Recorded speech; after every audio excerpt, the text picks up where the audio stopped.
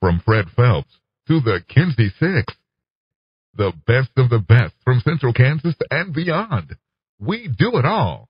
We are KJAG Radio and the Jiggy Jaguar Radio Show.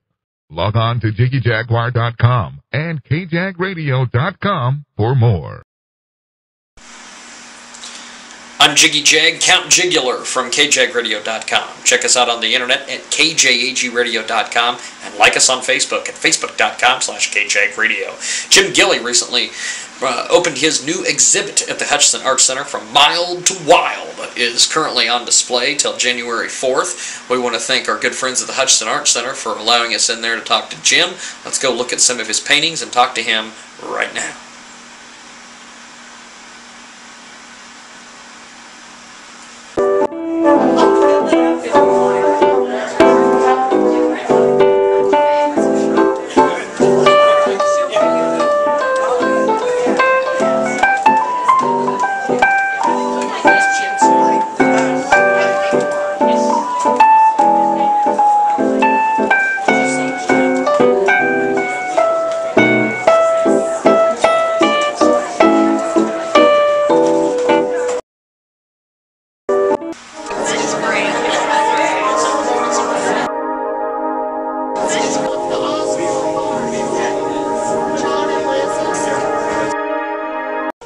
Okay, Jim, go ahead and give us a little information on your background, my friend. Well, I was born in Arkansas when then I moved to Kansas in 1952. But my background in art is I'm mostly self-taught. I'm kind of a walking advertisement for a PBS channel because when I started in art, I basically couldn't draw a straight line. Yeah. So I like to think a guy sitting on a couch says, I'd like to be able to do that. Can do it because I did it, from the bottom up. But the PBS channel, I got to give them a lot of credit for because I used to watch Bob Ross and Brenda Harris and all those. Yeah. Well, I haven't stayed with that same style, but the basics in art are still always the same. You love what you're doing, and it takes a lot. Like this painting took a lot of time to do. Yeah, tell me. There's an interesting story behind this painting. If you could share that story with our audience. This particular tractor, I drove when I was 7 years old. It belonged to my dad, and we lived on a farm in Arkansas, and I would drive between hay bales while we loaded the hay. And in 1995, I went back and found this tractor in a pole shed and took photographs, and then several years later, I decided to do a watercolor. So I've done 2 extensive watercolors, but it's probably my favorite piece. I enjoy everything I do, but this piece is probably my favorite. Yeah.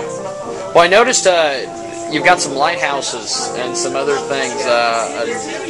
Do you enjoy painting lighthouses? I love lighthouses and boats, sailboats, because I love the ocean. I'm landlocked in Kansas, but that doesn't mean anything. You can still, in your mind, you can see the ocean. Because when I was in the military, I was in the Navy, and I liked the ocean. And I was stationed on the island of Guam for several years now. That's where one of my interests in kind of art got a foothold was. But I worked as a Navy photographer. So from that, you kind of transition over to the art the other way. But when I started in art, I never really planned on being an artist. I just planned on doing something I enjoy doing. Yeah. And it worked out because I love art, and I like for other people to get involved. Yeah, it has. These are incredible pieces. I can't say I like one particular style because I go down to my studio one day and I feel like doing whatever I'm doing. Sometimes I don't even know what I'm going to start on. Yeah. But all I know is, you could call it work because I put a lot of time into it, but I call it fun because I try not to count how many hours, but how much fun I had doing it, Yeah. And well, tell me about some of your influences when you sit down and paint a piece or put a piece together. Well, my wife several years ago bought me a model sailboat for Christmas. Yeah. And I was sitting there one day at my canvas just trying to decide what I was going to do. I put a few marks on the back. And I looked over at my sailboat sitting over there. And it's not a red sailboat by any means, but the inspiration came from just that sailboat in the corner of my paint room. Wow. And so I like it. It's a little more impressionistic. I'd like to be better at impressionistic because sometimes I get a little on the tight side. Yeah. And tight's all right for some people, but it's really hard to loosen up. So that's one reason I like this one, because I was able to loosen it. I was able to loosen it up. Yeah. Well, give me a little information on this piece here. This one? It's Nova Scotia Harbor. This one doesn't have quite as much background, but a lady in our church went to Nova Scotia, and she brought back some photographs from Nova Scotia, and I like boats.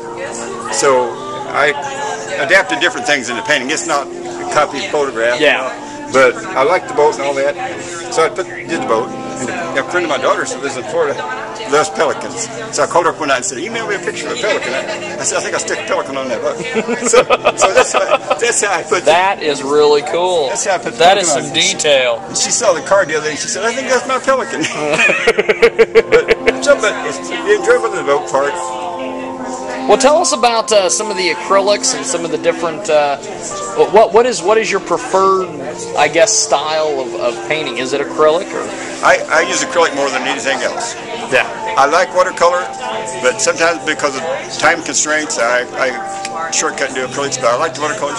And it's hard to say because I like whatever I'm working on at the time. You know.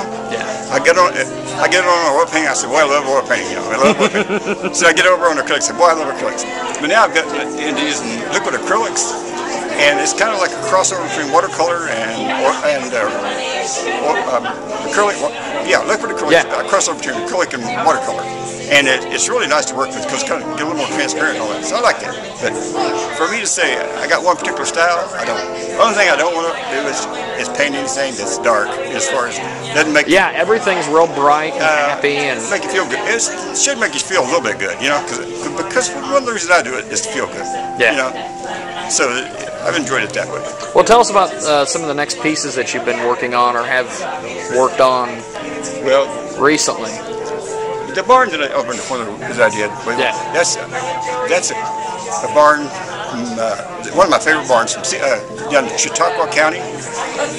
The background scenery and all that's not the same as what the barn is, but I've done several versions of that barn. I love that barn.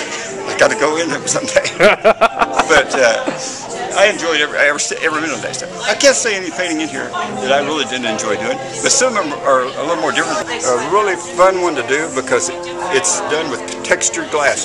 People think, well, you're using salt and all that kind of stuff.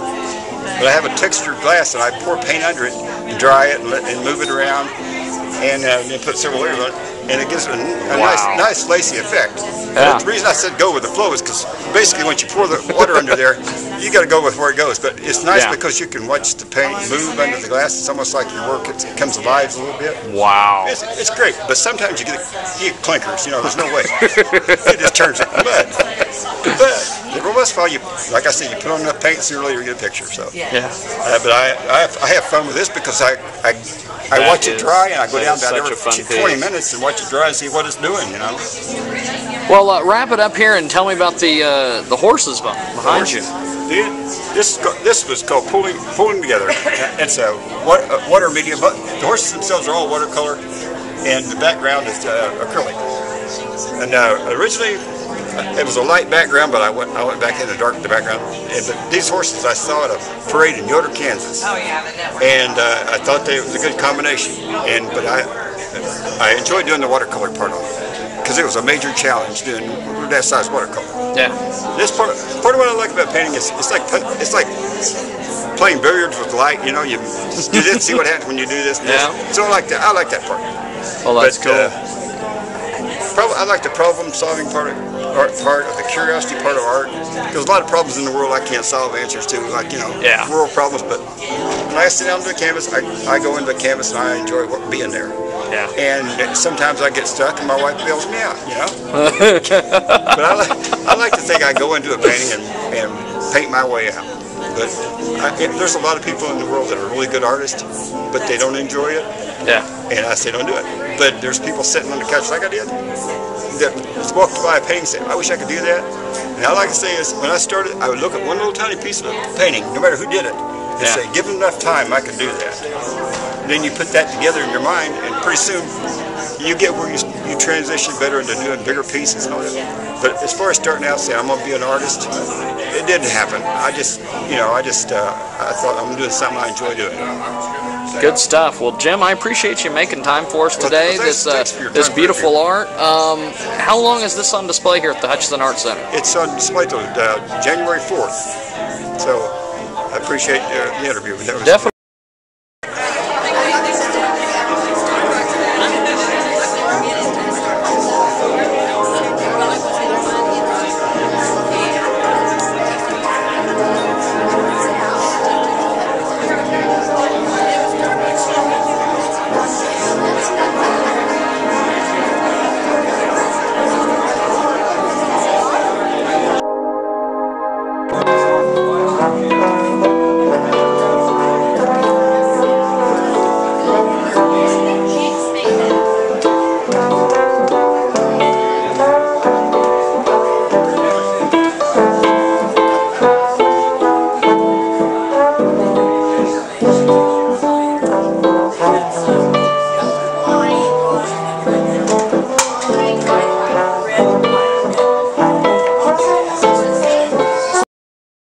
My thanks to the Hutchinson Art Center and Mark out there.